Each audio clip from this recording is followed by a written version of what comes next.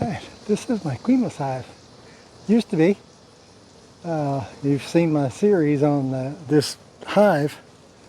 You may notice a big difference today.